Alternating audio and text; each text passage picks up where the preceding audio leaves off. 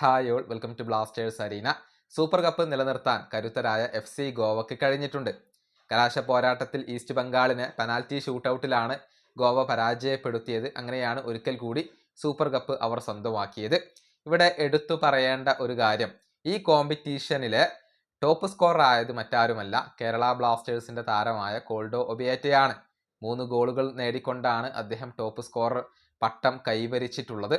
പക്ഷേ നിരാശാജനകമായ കാര്യം എന്തെന്നാൽ ആ ഒരു ഗോൾഡൻ ബൂട്ട് പുരസ്കാരം ഓൾ ഇന്ത്യ ഫുട്ബോൾ ഫെഡറേഷൻ നൽകിയിട്ടില്ല.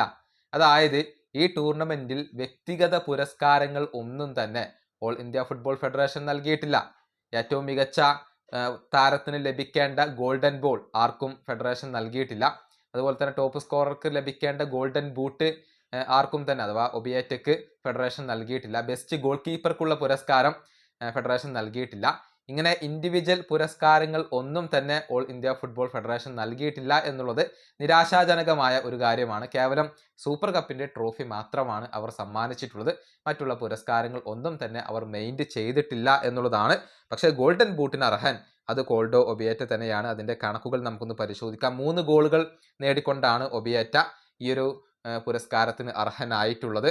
നമുക്കറിയാം, ഡൽഹിക്കെതിരെയുള്ള മത്സരത്തിൽ അദ്ദേഹം 2 ഗോളുകൾ നേടി. രാജസ്ഥാൻ യുണൈറ്റഡിനെതിരെയുള്ള മത്സരത്തിൽ അദ്ദേഹം 1 ഗോൾ നേടിയിരുന്നു. അങ്ങനെയാണ് ഈ ഒരു ടോപ്പ് സ്കോറർ അദ്ദേഹം സ്വന്തമാക്കിയിട്ടുള്ളത്. 2 ഗോളുകൾ നേടിയ ഒരുപാട് താരങ്ങളുണ്ട്. Sunil Chhetri, Jamie McLaren, Vikram Pratap Singh, Alaeddine Ajaraie, അതുപോലെ തന്നെ Rafael Messi Bouli, Bipin Singh, Kevin Sibille, Drazic, Borja Herrera, Chema Nunez, Robinson Blandon, ഇവരൊക്കെ 2 ഗോളുകൾ വീതം നേടിയ താരങ്ങളാണ്. 3 ഗോളുകൾ നേടിയ കോൾഡോ ഒബിയേറ്റയാണ് ടൂർണമെന്റിലെ ടോപ്പ് സ്കോററായി മാറിയിട്ടുള്ളത്. ഈ വീഡിയോ അവസാനിപ്പിക്കുന്നു. അടുത്തൊരു വീണ്ടും കാണാം.